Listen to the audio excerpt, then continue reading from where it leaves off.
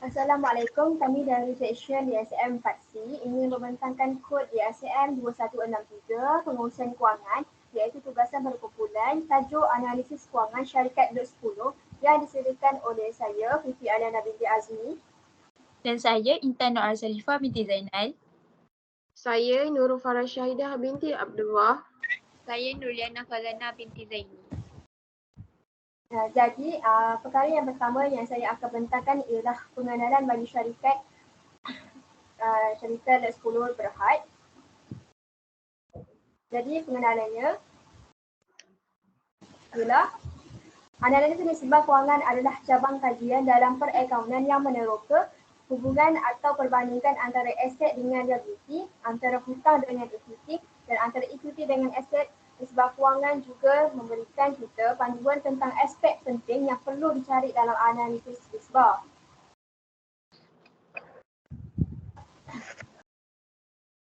Tujuannya adalah untuk menilai keadaan prestasi syarikat pada suatu tarikh tertentu. Nisbah berasal dari perkataan rasio iaitu perbandingan. Ia juga digelarkan sebagai perbandingan kewangan, mendapatkan gambaran lengkap tentang kekuatan dan kelemahan sesebuah organisasi yang memerlukan anggaran yang tepat oleh pembuat politisi di peringkat tertentu. Ia juga sebagai pembanding antara perusahaan yang satu dengan perusahaan yang lain dalam satu industri. Dalam hal ini, dapat dilakukan dengan menjelaskan posisi kewangan perusahaan dalam kurun waktu tertentu. Pada umumnya, analisis ini dilakukan untuk menilai usaha dan prospek investasi. Selain itu, tujuan analisis nisbah kewangan adalah untuk membantu pengurusan atau pemilik perniagaan dalam membuat keputusan berkaitan dengan kedudukan kewangan syarikat dan menentukan ciri-ciri positif dan negatif syarikat. Dalam institusi kewangan, analisis nisbah digunakan untuk menentukan kedudukan kewangan pelanggan yang akan meminjam wang. Akhirnya, tujuan analisis nisbah ini adalah untuk melihat kesan jangka pendek dan jangka panjang terhadap sebuah syarikat. Melalui penyediaan data ini, perniagaan akan lebih mudah membuat keputusan yang tepat untuk kebaikan perniagaannya. Okey, seterusnya ialah objektif. Objektifnya adalah yang pertama, kami ingin mengenal pasti kegunaan penyata kewangan dan kedua, mengira nisbah kewangan. Terdapat pelbagai nisbah kewangan yang kami pelajari dan kami akan tunjukkan satu persatu. Dan yang ketiga adalah menganalisis nisbah kewangan dan yang keempat menyenaraikan kelebihan serta kelemahan analisis nisbah kewangan. Kepentingan analisis keuangan, yang pertama mengenal pasti kelemahan dan kelebihan syarikat. Yang kedua mengenal pasti prestasi syarikat pada satu titik masa dan tempoh tertentu. Dan akhir sekali, asas dalam membuat keputusan keuangan syarikat. Seterusnya saya akan memberitahu tentang penyata kedudukan kewangan pada 30 Jun 2017. Aset bukan semasa adalah nilai bersih aset tetap yang berjumlah 1,749,000. Selepas itu aset semasa yang mempunyai tunai, security boleh pasar, akaun belum terima dan inventory. Tunai dijumlahkan oleh 60,300, security boleh pasar 60,800, akaun belum terima 500,300, inventory 280,900. Jumlahnya adalah 902,300. Dan jumlah aset bukan semasa dan aset semasa adalah 2,651,300. Dibiayai oleh pula ialah ekuiti pemilik, saham biasa, saham keutamaan dan pendapatan tertahan. Saham biasa 200,000, saham keutamaan 610,100, saham pendapatan tertahan adalah 218,900. Jumlah kesemuanya adalah 1,029,000. Liability bukan semasa, pinjaman berjumlah 1,020,300. Liability semasa mempunyai akaun belum bayar belanja terakru, nota belum bayar. Akaun belum bayar 380,200, belanja terakru 150,900, nota belum bayar 70,900. Jumlahnya adalah 602,000. Jumlah equity pemilik, liability bukan semasa, liability semasa dan jumlahnya adalah 2,651,300. Jadi aset semasa dan liability semasa adalah imbang. Jadi yang seterusnya ialah penyata untung rugi bagi syarikat Luz Pulau Berhad bagi tahun berakhir 30 Jun 2017. Jualan syarikat Luz Pulau Berhad mempunyai 3,70,000 dan ditolakkan dengan kos barang dijual sebanyak 2,80,800 dan bila ditolakkan mendapat jumlah untung kasar iaitu 989,200 dan ditolakkan dengan belanja operasi sebanyak 560,000 dan 800. Jadi jumlah tolak itu mendapat pendapatan sebelum cukai dan faedah sebanyak 428,400 dan ditolakkan dengan faedah sebanyak 90,300. Jadi jumlahnya pendapatan sebelum cukai iaitu 378,100 dan ditolakkan dengan cukai sebanyak 90,800. Nah, hasil tolak tersebut mendapat pendapatan selepas cukai sebanyak 247,700. Dan nisbah purata industri, nisbah semasa sebanyak 2.5 kali, nisbah aset cepat sebanyak 1.5 kali, usaha ganti inventory sebanyak 6.6 kali, margin untung bersih 7.60%, nisbah hutang 40.0%, tempoh purata kutipan sebanyak 40 hari, pulangan atas aset sebanyak 8.50% dan pulangan atas equity biasa sebanyak 10.50%.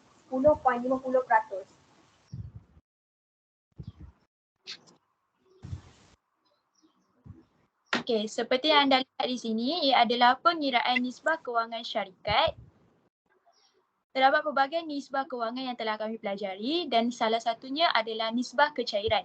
Nisbah kecairan yang ada di sini yang tertunjuk di dalam slide adalah ada dua, antaranya nisbah kecairan semasa dan nisbah kecairan cepat.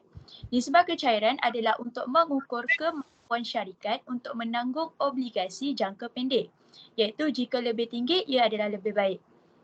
Kita masuk kepada yang pertama iaitu nisbah kecairan semasa. Nisbah kecairan semasa adalah mengukur keupayaan syarikat bagi memenuhi tuntutan semasa. Dan formulanya yang anda boleh lihat di situ adalah aset semasa dibahagikan dengan liability semasa. Seperti yang anda lihat dalam jalan kerja ialah 902,300 dibahagikan dengan 602,000.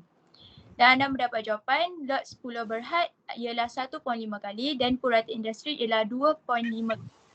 Dan ia adalah kurang bagus kerana purata industri lebih tinggi daripada lot 10 Berhad. Manakala nisbah kecairan cepat ialah mengukur keupayaan syarikat untuk bergantung kepada penjualan inventory. Dan formulanya adalah aset semasa tolak inventory, tolak belanja, tolak terdahulu dan dibahagikan dengan liability semasa. Seperti yang anda lihat di jalan kerja yang telah ditunjukkan, 902,300 ditolakkan dengan 280,900 dan jawapannya dibahagikan dengan 602,000.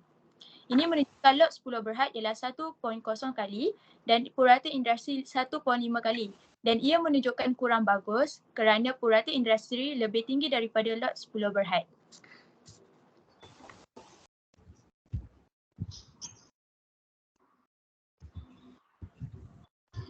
Pengiraan nisbah keuangan syarikat bagi nisbah kecekapan. Yang pertama, pusing ganti inventory. Pusing ganti inventory mengukur kecekapan mengurusan inventory. Ia menunjukkan beberapa kali inventory boleh dijual dalam 1 tahun. Semakin tinggi pusing ganti inventory, ia adalah lebih baik kerana ia menunjukkan bahawa syarikat mampu menjual inventory dengan pantas dan mengurangkan peluang inventory usang. Pusing ganti inventory diperolehi dengan membahagikan kos jualan dengan inventory. Pengiraan pusing ganti inventory untuk syarikat lot 10 berhad adalah seperti berikut. 3,070,000 bahagi 28,900 lot 10 berhad akan mendapat 10.9. Purata industri akan dapat 6.6 kali. Tempoh purata kutipan pula menunjukkan purata bilangan hari yang diambil oleh syarikat untuk mengutip akaun belum terima. Andaikan ada 360 hari diambil dalam setahun, perbandingan antara tempoh purata dengan terma kredit syarikat boleh mengukur kecekapan syarikat dalam mengutip hutang daripada pelanggan. Purata tempoh kutipan syarikat lot 10 berhad adalah seperti berikut. 500,300 bahagi 30 juta 3,070,000 akan dapat 58.6 hari berbanding dengan purata industri 40 hari.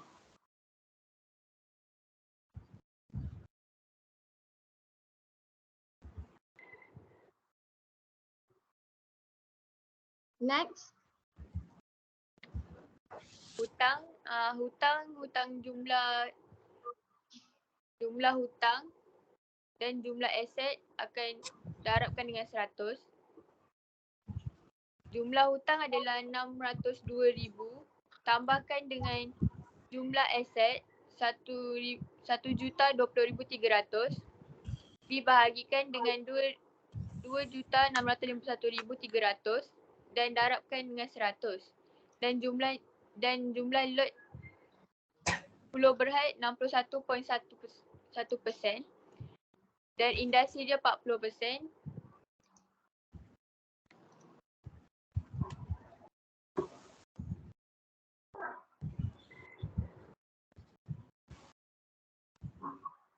Next.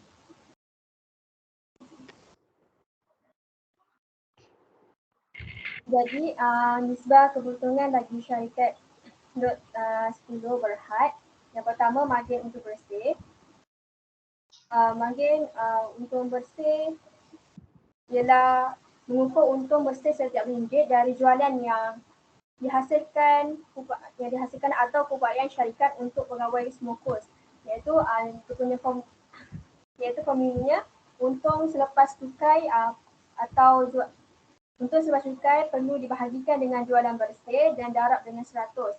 Jadi jumlah untuk untung selepas cukai ialah 247,700 dan dibahagikan dengan jualan bersih iaitu 3,070,000 dan dibahagikan dan didarabkan dengan 100 dan mendapat jumlah sebanyak 8.0% dan purata industri sebanyak 7.50% dan ini menampakkan margin untuk bersih bagi syarikat lot 10 berhad agak memuaskan.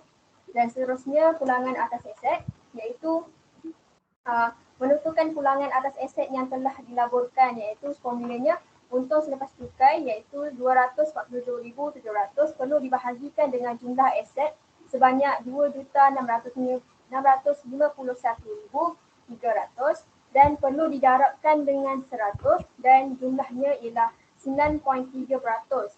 Manakala purata industri sebanyak 8.50%.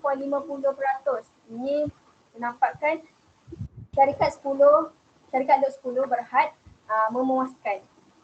Seterusnya pulangan atas ekuiti. Pulangan atas ekuiti ialah mengukur pulangan atas ekuiti yang telah dilaburkan oleh pemegang saham biasa. Jadi formulanya untung selepas cukai iaitu 247,700 perlu dibahagikan dengan cukai iaitu 1,029,000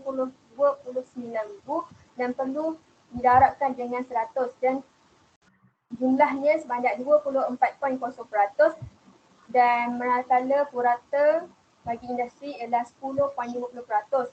Ini menampakkan pulangan atas ekuiti memuaskan. Okey, next adalah penjelasan selepas pengiraan nisbah kewangan. Di mana kita gerak kepada soalan B iaitu Berikan komen bagi kesemua nisbah kecairan, kecekapan, hutang dan keberuntungan. Kita pergi pada yang pertama iaitu nisbah kecairan. Di mana nisbah kecairan adalah liquidity ratio yang dikenali sebagai nama lainnya.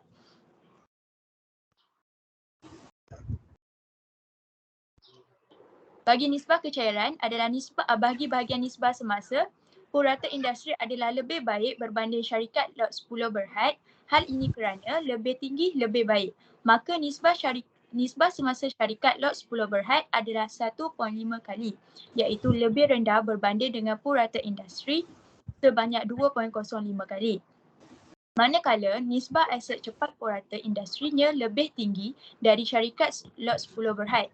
Maka nisbah aset cepat syarikat lot 10 berhad ialah 1.0 kali, di mana nilai nisbah ini lebih rendah berbanding dengan purata industri yang sebanyak 1.5 kali.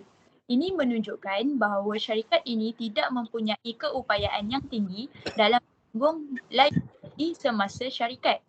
Selain itu, syarikat kurang berkesan menuntut hutang daripada kesemua penghutang jangka pendek.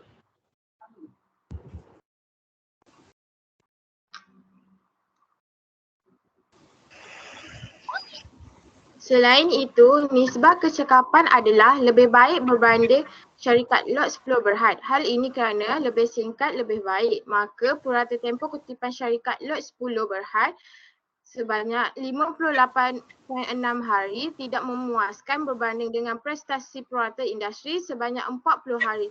Secara purata, syarikat lot 10 berhad mengambil 58.6 hari untuk mengutip akaun belum diterima, manakala syarikat lain dalam industri hanya mengambil purata sebanyak 40 hari untuk mengutip hutang daripada pelanggan. Seterusnya, nisbah kecekapan. Nisbah tempoh purata kutipan industri adalah lebih baik berbanding syarikat lot 10 berhad. Hal ini kerana ia lebih singkat, lebih baik. Maka purata tempoh kutipan syarikat lot 10 berhad selama 58.6 hari tidak memuaskan berbanding dengan prestasi purata industri sebanyak 40 hari. Secara purata, syarikat lot 10 berhad mengambil 58.6 hari untuk mengutip akaun belum terima, manakala syarikat lain dalam industri hanya mengambil purata sebanyak 40 hari untuk mengutip hutang daripada pelanggan.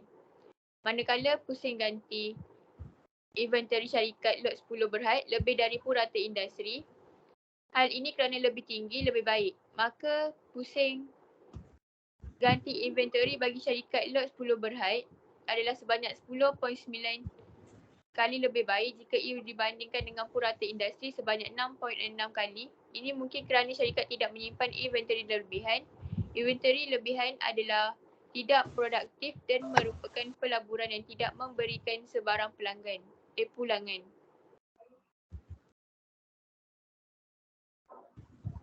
Manakala yang terakhir adalah hutang. Nisbah bagi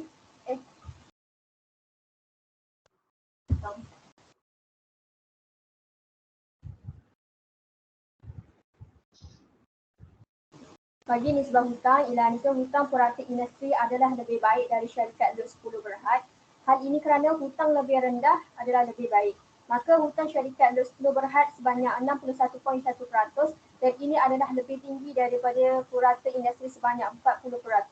Pengutang yang berpotensi mungkin berkeberatan untuk memberikan pinjaman tambahan kepada syarikat kerana bimbang syarikat tidak mampu menyelesaikan faedah dan bayaran utama memandangkan nisbah hutang yang agak tinggi.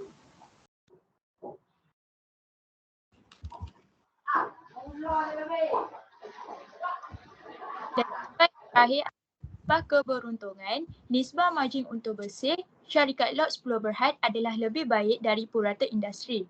Hal ini kerana ia lebih tinggi, lebih baik. Maka margin untung bersih syarikat sebanyak 8.0% lebih tinggi berbanding dengan purata industri yang sebanyak 7.50%. 7.50%. Ini menunjukkan bahawa pengurusan pembelian dan kos pembelian yang berkaitan adalah lebih baik berbanding dengan purata industri. Pulangan atas aset syarikat lot 10 Berhad pula lebih baik dari purata industri yang hanya menyumbang sebanyak 8.5%. Ini menunjukkan syarikat lebih baik dalam menguruskan aset untuk menjana keuntungan berbanding dengan syarikat lain dalam industri. Manakala pulangan atas ekuiti syarikat lot 10 Berhad pula lebih baik dari purata industri, syarikat lot 10 Berhad adalah 24.0%.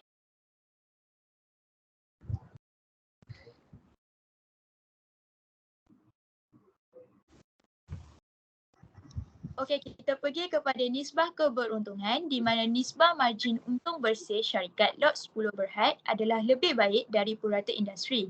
Hal ini kerana lebih tinggi lebih baik. Maka margin untung bersih syarikat sebanyak 8.0% lebih tinggi berbanding dengan purata industri sebanyak 7.50%. Ini menunjukkan bahawa pengurusan pembelian dan kos pembelian yang berkaitan adalah lebih baik berbanding dengan purata industri.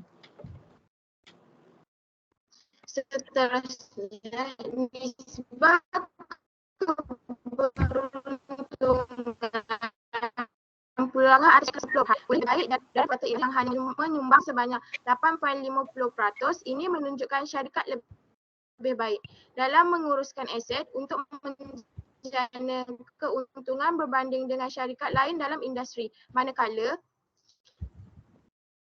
pulangan atas ekuiti Berhad dari industri, syarikat lot 10 Berhad adalah 24.0% dan ini lebih memuaskan berbanding dengan 10.50% bagi purata industri. Ini menunjukkan bahawa pengurusan syarikat lebih cekap berbanding dengan purata industri.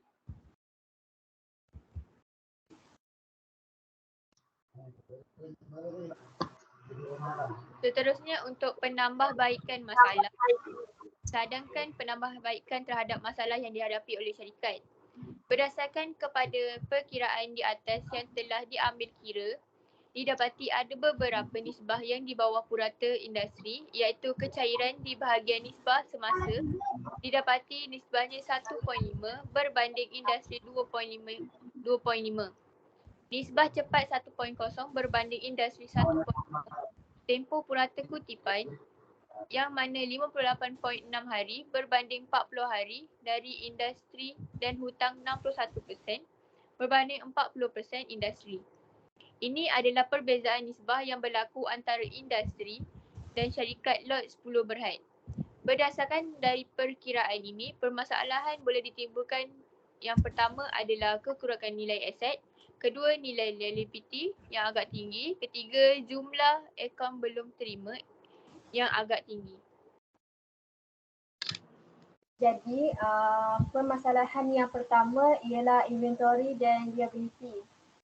Permasalahan ini syarikat perlu mengurangkan nilai liability. Dengan ini kita dapat menyelesaikan nisbah semasa, nisbah cepat dan juga dapat menyelesaikan nisbah hutang. Selain itu, masalah boleh diatasi dengan cara menambahkan bilangan atau nilai aset.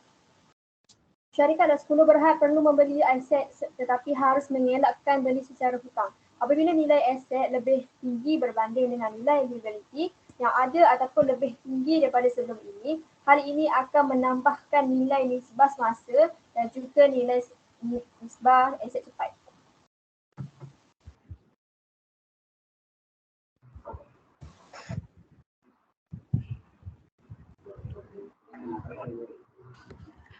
Next, Yana.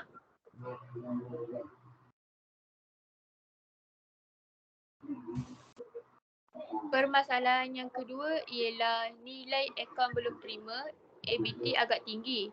Hal ini kerana jualan kredit yang terlalu banyak dilakukan oleh syarikat lot 10 Berhad. Cara untuk mengatasi masalah ini, syarikat perlu kurangkan jualan secara kredit. Jumlah jualan tetap sama atau boleh tambah, tetapi jualan mestilah banyakkan jualan tunai, kurangkan kepada jualan kredit. Dengan cara itu, mungkin syarikat boleh mengatasi masalah kutipan yang mempunyai hari yang banyak. Dan yang terakhir, permasalahan yang ketiga ialah nilai inventory yang besar akan mengurangkan nisbah kecairan atau nisbah cepat. Jadi, untuk masalah ini, syarikat harus mengurangkan penyimpanan inventory, hasilkan produk apabila jualan hendak dilakukan saja. Jadi selain itu, syarikat perlu mengurangkan simpanan inventory.